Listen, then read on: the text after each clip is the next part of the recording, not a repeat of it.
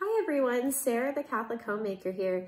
Today we're going to be talking all about Advent 2020 and how you and your family can prepare for this season. First of all, welcome to my channel, and for all those who are new, please consider subscribing to my channel so we can continue to grow this community. Also, hit the thumbs up button if you like this video and hit the notification bell for all notifications so you'll know when I post, which is every Monday at 12 noon Eastern Time. One of the first things that is very common for Catholics during Advent is to pick up a little blue book. If you are attending Mass, then they typically have a huge pile of these right outside of Mass in the gathering space. They also do the same thing for Lent, and I think it's a little black book during that time. And it's just a devotional that you can do during Advent if you just want to kind of do something very simple that's already laid out for you. For those who have families, or you don't even necessarily need to have a family, this is something that my family and I have done for the past 5 years, ever since my husband and I got married. I'll show you what I have. It's an Advent wreath, and these are actually the original candles. They came separately from the Advent wreath itself. I got this wreath on Amazon, and these candles are beeswax candles because I actually know that it can be sometimes harmful to have the regular paraffin wax burning, and I know beeswax are the most natural candles, so I supported like a local artisan who made them. I will try to find somebody to link to so that you can support them as well. And it's something that typically you can do every night at dinner time during Advent, from the first day of Advent to the last day, which is the day before Christmas Eve. And there are 4 Sundays in Advent. Each of the candles represents something different, and the first 2 are the purple, the 3rd is pink, and the 4th is purple again. Unfortunately, I don't have it memorized what each week stands for. I know the first week stands for hope, and let's see, you can get the prayers for them online. Ours actually came with a blessing and prayer that you say over it each night as you light the candles, but I seem to have misplaced that this year, probably in the move that we had this year, and that's okay because there are plenty of prayers online. I will find the one that we prayed tonight and link it below. The next I would say is some books. This was actually given to me within the past year or so. My mother-in-law had it on hand. It was written by Matt Maher, who's a Catholic singer, and it's actually a pretty simple book for young children. There's not too many words in it, so I would say you could read it to a pretty young child, like even my 1-year-old might be able to sit through it, depending on the content of it, but I can always modify, of course. It's really nice to have a specific Catholic book. I haven't read it to them yet. I was waiting for Advent, so now is the perfect time to start.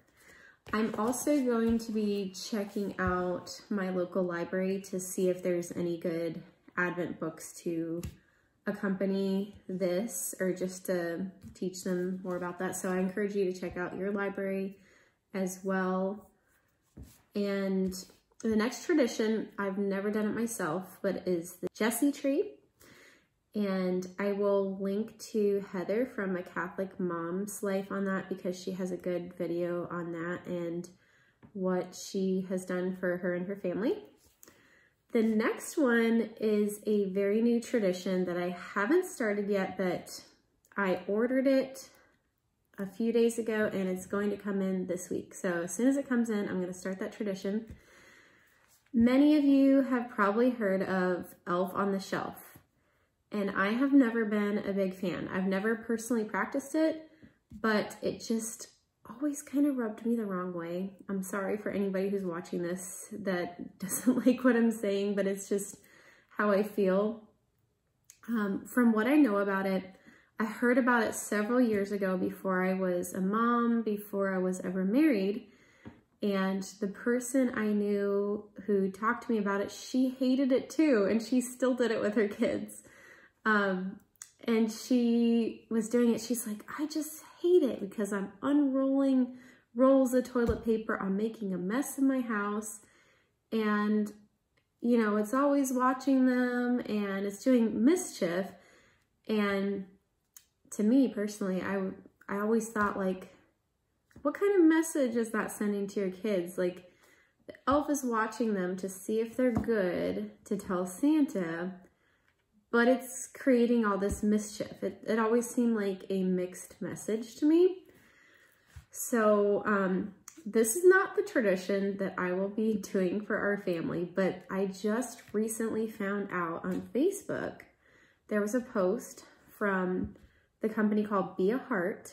I'm going to read to you what it's all about.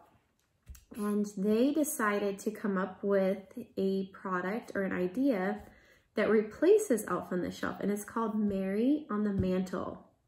I think it's such a cool idea. It's really amazing. It's so much better than Elf on the Shelf, in my opinion, because it's really more about virtue than about like being good versus bad. Like I just think the idea that they've come up with it is just teaching your children all about being more virtuous. So let me read to you what it says. Each day, Mary is moved around your house.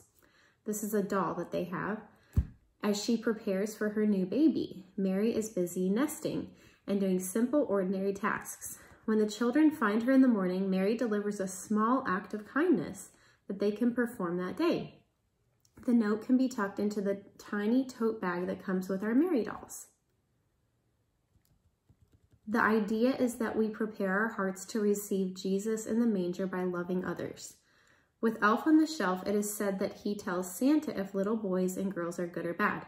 We really encourage you to stay away from this concept of Mary telling Jesus if children are good or bad, and rather teach them that Mary is a friend, a companion, a confidant who helps them be more compassionate.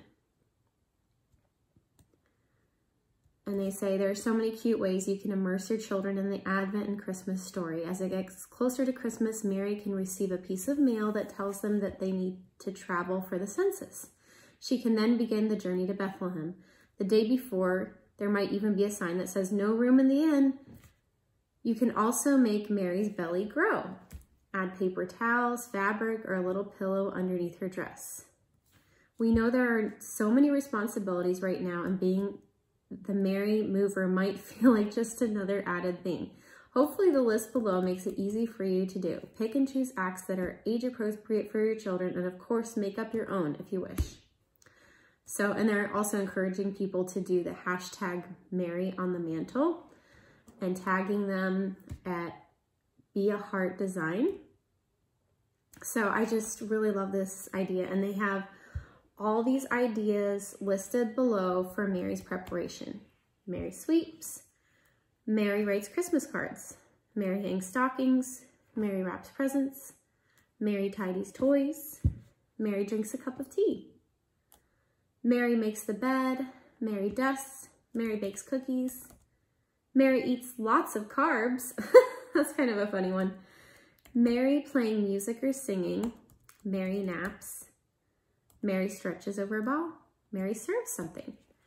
I just think it just makes everything more attainable, so to speak. It like, not that we have to make Mary relatable, but it's just, I think that it kind of teaches children the way we're supposed to act, and kind of how they worded it earlier, that she's more of a companion.